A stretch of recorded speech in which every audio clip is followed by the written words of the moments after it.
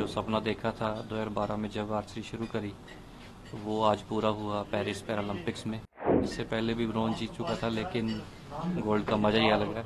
5-7 minute बिल्कुल ऐसे ही कह लो कि पाँव जमीन पे नहीं लग रहे थे, लेकिन फिर फाइनल से पहले कहीं ना कहीं इस बात का भी एहसास था कि अभी एक मैच और बाकी है और यहीं आके सेटिस्फाई नहीं होना, सिल्वर से सेटिस्फाई नहीं होना है, गोल्ड जीतना है। कहीं ना कहीं मैं उस रिदम में बना रहा, उस साइकोलॉजिकली मैं उस मोमेंट में बना रहा और मैं कामयाब भी हुआ इसी तरीके से गोल्ड मेडल जीतने में।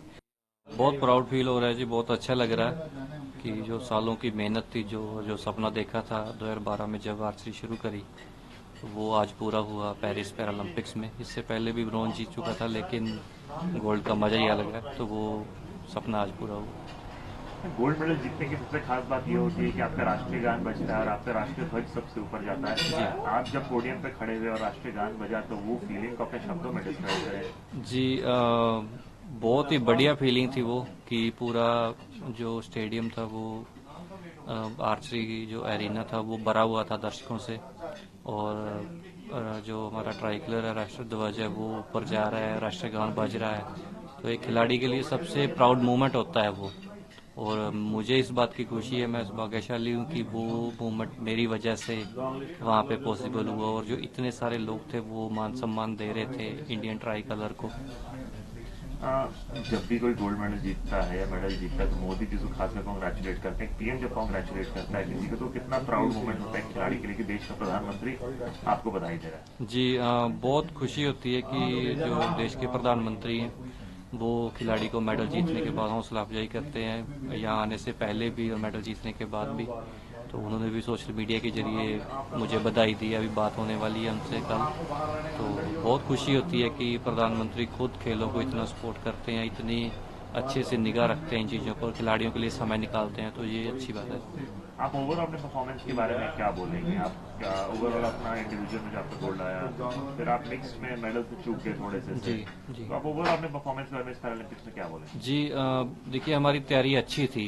हमारी जो टीम थी साई सोनीपत में प्रैक्टिस कर रही थी, और पहले दिन से ही हम दो इवेंट थे, इंडिविजुअल और मिक्स, हम दोनों में ही मेडल सोच कर चल रहे थे। हालांकि ये बात हम उस टाइम तक जाहिर नहीं करते बाहर, लेकिन आपस में टीम में जो हमारी रणनीति, जो सलाह होती थी वो इसी बारे में होती थी। फिर हमारा फ्रांस में भी कैंप था 15 दिन का, तो इंडिविजुअल में मेरा मेडल आ गया था, और अब मेरे से एक दिन पहले जो मेरी टीममेट थी पूजा, वो ब्रॉन्ज मेडल से पहले ही क्वार्टर फाइनल में बाहर हो गई थी।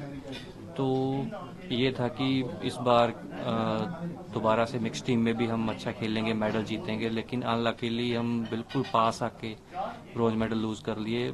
जहां गोल्ड मेडल की खुशी है, तो वहां कहीं ना कहीं इस बात का मलाल भी है कि एक और मेडल देश के लिए आता आता रह गया। और मैं समझता हूं कि मुझे, मेरे वो जो टीम मेट है उसके लिए मुझे ज़्यादा बुरा लग रहा है कि काश हम और अच्छा खेले होते दोनों ही, और देश के लिए एक और मेडल आता और मेरे साथ एक मेडलिस्ट और जुड़ता हमारी टीम में। ये मेडल आप किसको समर्पित डेडिकेट करना चाहेंगे? ये मेडल मैं मेरे कोचेस को, मेरी फैमिली को, जिनका भी मेरे साथ आज तक पूरा सपोर्ट रहा, उन सभी को डेडिकेट करना चाहूँगा। खासतौर पे मेरे कोचेस की, जो मेरे साथ गाइडेंस रही, गौरव शर्मा सर की, जीवन जोत सर मेरे कोच साहब हैं, उनकी जो मेंटरशिप रही, और मेरी फैमिली का भी सेक्रीफाइस रहा कि मैं महीनों घर से बाहर रहता था, कैंप में रहना, विदेश में भी ट्रेनिंग की, तो फैमिली को टाइम कम दे पाए, तो उनका भी बहुत बड़ा योगदान है। तो इन फैमिली को, कोचेस को मैं डेडिकेट करना चाहूँगा मेडल।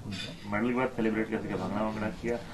एक्चुअली बहुत ज़्यादा खुशी तब हुई थी जब मैं फाइनल में पहुंच गया था, सेमीफाइनल जीत चुका था। कोच साहब से भी हमने 5-7 मिनट बिल्कुल ऐसे ही कह लो कि पाँव जमीन पे नहीं लग रहे थे, लेकिन फिर फाइनल से पहले कहीं ना कहीं इस बात का भी एहसास था कि अभी एक मैच और बाकी है और यहीं आके सेटिस्फाई नहीं होना, सिल्वर से सेटिस्फाई नहीं होना है, गोल्ड जीतना है।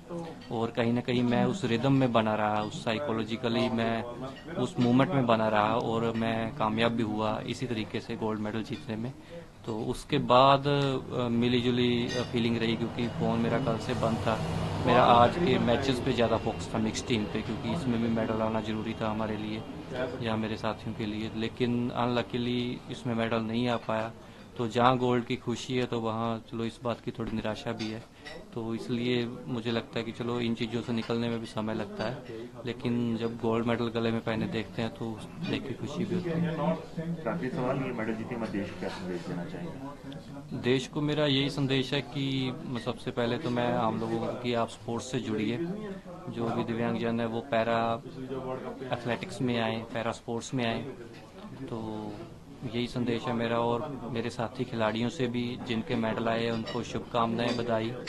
और जिनके नहीं आए वो अपने आप पर भरोसा रखें, अपनी मेहनत जारी रखें।